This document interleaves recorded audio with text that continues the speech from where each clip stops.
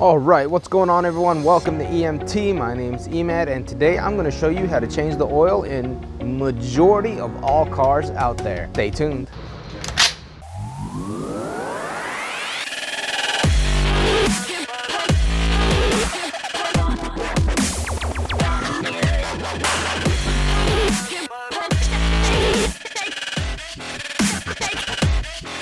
Okay y'all, so the first step is to lift the car up. So you could do that with jack stands, or you could do that like I have here with ramps. I'll link a video up above showing you both ways that you can do it. Let's go ahead and do that. All right, so once the vehicle is up in the air, now you can go ahead and open the hood. Majority of all vehicles' hood latch is kind of in this general area. Some of them can be underneath here. Some of them can even be in this general area right here, but majority of all vehicles are in this general vicinity right here. So let's go ahead and get the hood open. All right, now with the hood pop, let's just go ahead and find the hood latch. On these Honda vehicles, the hood latch is right here, but that could definitely vary. I've seen hood latches over on this side, on the headlight. I've seen them on this side, so they could vary. Research your owner's manual and you should be able to find your hood latch, but on this one, it's right here. All right, now with your hood propped open, you can go ahead and pop the oil cap. On this particular vehicle, it's located here. Majority of all vehicles out there have an oil cap. So just go ahead and undo that and just kind of break this part right here free. The reason we do this, guys, is so it doesn't create a vacuum and it just makes the oil drain out a lot easier. So now with that done, let's go ahead and climb underneath the vehicle. Before climbing underneath this vehicle, always make sure you have safety equipment, gloves, safety glasses, and the such. Now, let me just talk to you a little bit about the oil filters that most vehicles use. Most vehicles are equipped with just a standard oil filter like the one that you see here. Some vehicles, though, are equipped with like an oil filter element. Mercedes is the prime example of this, is equipped with one of those. Get yourself a set of these. It's just a oil filter wrench set. You just put a ratchet on top of it and you can easily get that plastic piece off without marring or scarring it or damaging it in any way, shape, or form. Trust me, if you own a Mercedes, you know how expensive the smallest little things can be on those cars. Now, if your vehicle is equipped with just a standard oil filter, my go-to tool to get this off is just an oil filter pliers. These work amazingly. I got this set just at Walmart. I think they were like $5, maybe $6, and I've had them for years. They are an amazing tool. I definitely recommend if you're going to be doing your own oil changes, definitely invest in one of these. Last you forever, especially if you have an oil filter like this. Again, if your vehicle is a Mercedes or something like that, do not use this to get that cap off. It will damage and mar that cover and it could even crack it. So do not use this at all if you have a Mercedes or BMW.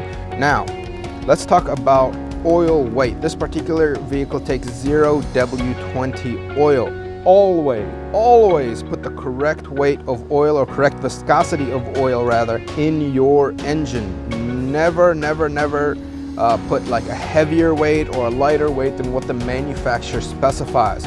Read your owner's manual. If your car doesn't have an owner's manual, go online and look up an owner's manual for it, or just ask people on forums or something like that. Just make 100% sure that you're putting the right fluid in your vehicle. This one takes 0W20 as per its manufacturer's rating. So please guys, make sure you put the right oil in your vehicle. Also make sure you get the right oil filter for your vehicle. That being said, my choice, I've always used Mobil 1 oils. Honestly, mainly because they're mostly readily available and I don't like to change brands. That being said, I've used other brands and I have not had really that much of an issue, but Mobil 1 is my go-to brand.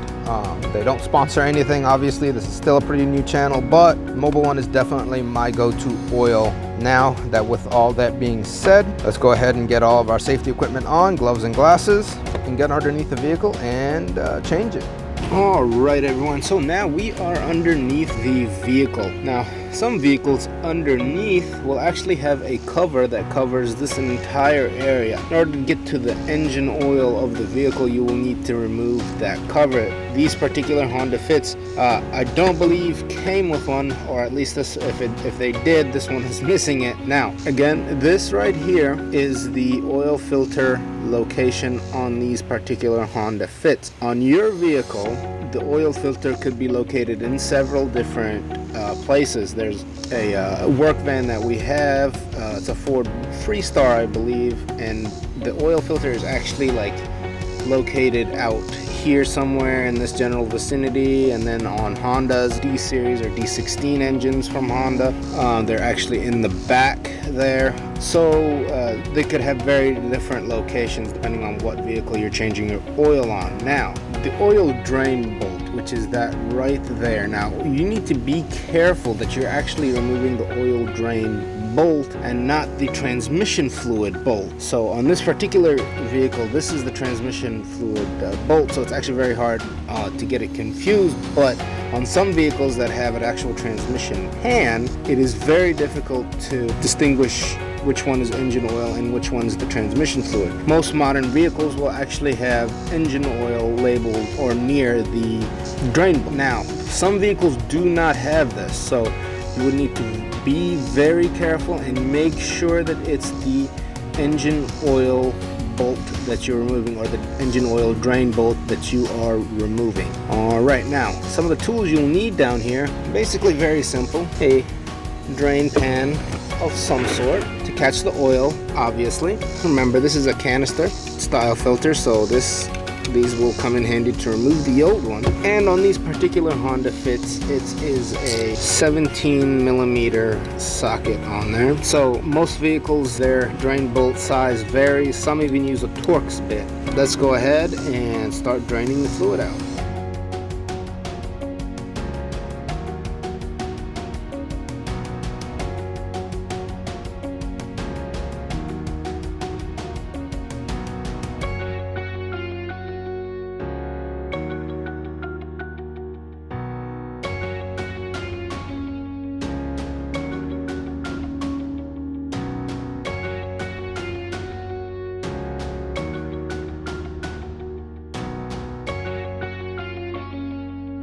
All right, so here's the new oil filter. So what we're gonna do, and you really don't have to do this, there's this whole debate about it. I just do it because I've done it for so long. But just go ahead and take some of the old oil and just kind of lubricate that little seal with it. Again, whether that does anything or not, I don't think there's really a definitive answer out there. I do it just in case. All right. So let's talk a little bit now about how much torque you actually have to apply to the oil filter. These only really need to be hand tight. They don't need to be, you don't need to grab the pliers. You don't need to grab these and torque them down. Just use your hand strength to torque these down. If your hands are really oily and you're not wearing gloves like you're supposed to, go ahead and just get like a rag or something and grab it and make sure it's tight, that where you can't turn it physically by your hand anymore. And you should be good. There's no need to actually grab like pliers and go to town on it. So let me go ahead and show you what I mean. So I'll just grab it and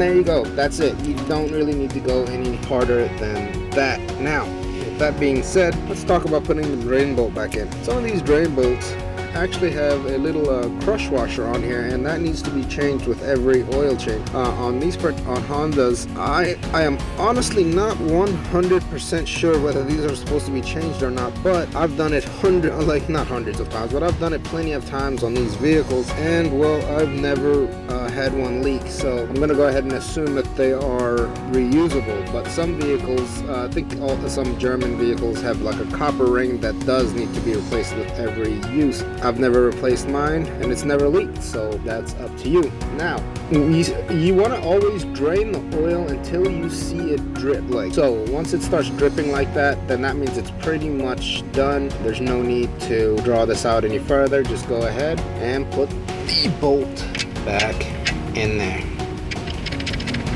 Okay, like so. Now, with torquing these down, yes, there is probably a torque specification for pretty much every bolt on your motor. And honestly, you just don't go to town on it and you should be okay. If you want to go ahead and grab a torque wrench and all that stuff, you know, by all means. But for me, I just kind of grab the wrench at the top, snug it down till I can't move it anymore, and that's it. It's tight, it's on there, it's never leaked. Go ahead and check the oil filter again. That's on there and tight. Now just go ahead and grab a rag and clean up. Like so.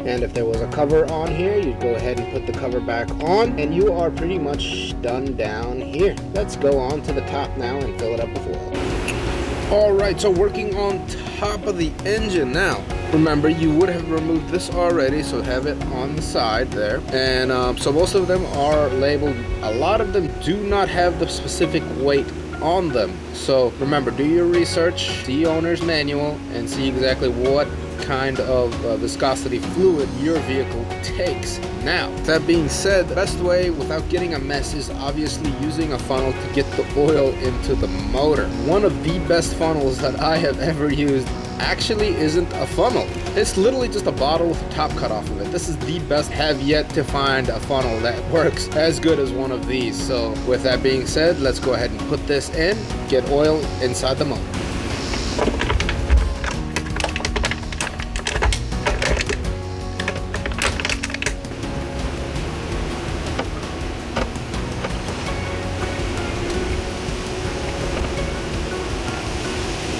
Also, most bottles have like a little fluid level indicator on it, so just kind of hold it to where, or put it on flat ground is where you're supposed to, but just kind of hold it to where you think it's flat and measure it. I'm gonna fill it. I'm gonna look at the quart side, so once it gets to the 1 quart, I'm gonna stop and I'm gonna then measure the oil.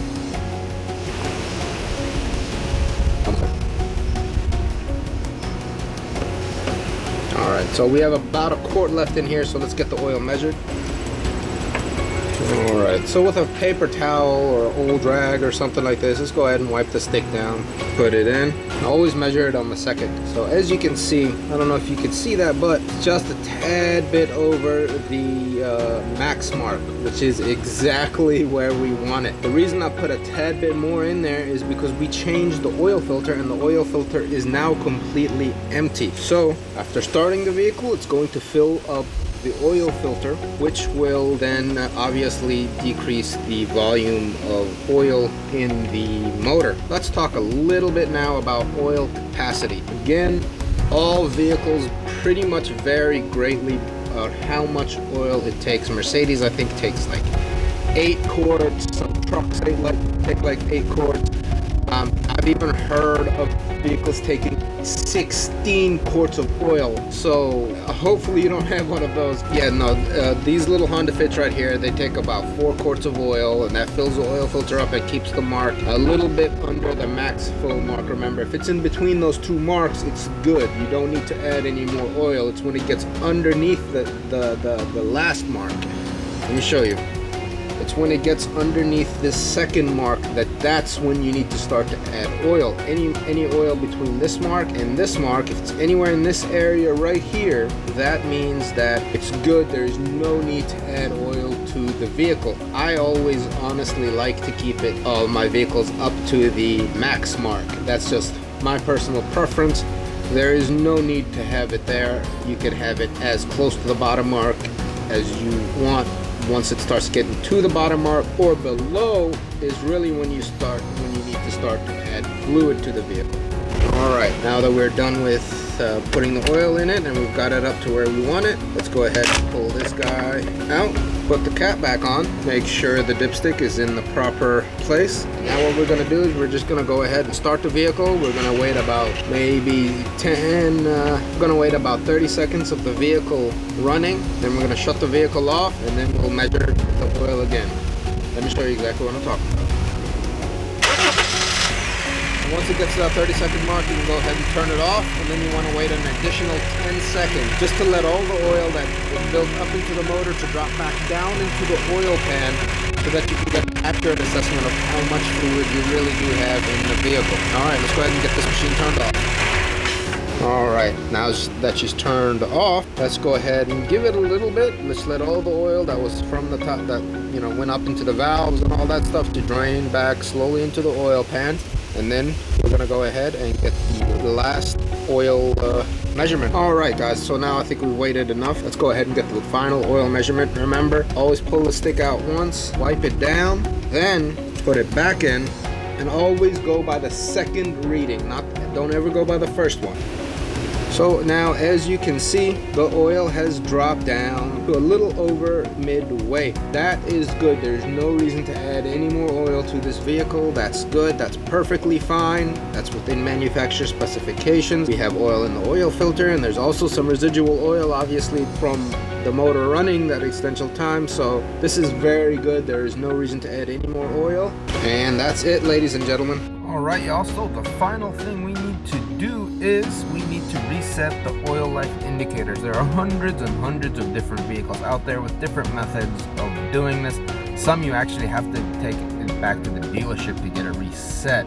Hopefully your vehicle does not do that, but on majority of vehicles out there, you personally can do it. If you don't know how to do it on your particular vehicle, go ahead, read your owner's manual, and it will definitely have it in there. Now, for this Honda Fit, the method is very simple. Get to the oil life screen via this little button right here, and once you get to the oil life screen, you're going to go ahead and hold the reset button down for 10 seconds. Alright, so once it starts flashing, you're going to go ahead and press the button again for an additional 5 seconds. And there you go. The oil life is now reset in the Honda Fit. Again, guys, if you don't have a Honda Fit, go ahead and just, a simple Google search will also pop up exactly how to reset the oil life indicator on your particular vehicle. Thank you for watching. I really appreciate it. If you like this video, like, share, subscribe. If you didn't like this video, if there was something I did wrong, or if there's something that maybe I need to update, let me know in the comment section below. Or if you like this video and it helped you out, let me know. If you have any ideas for future content, let me know. All this stuff really helps me bring you guys better content. Thank you, and stay blessed.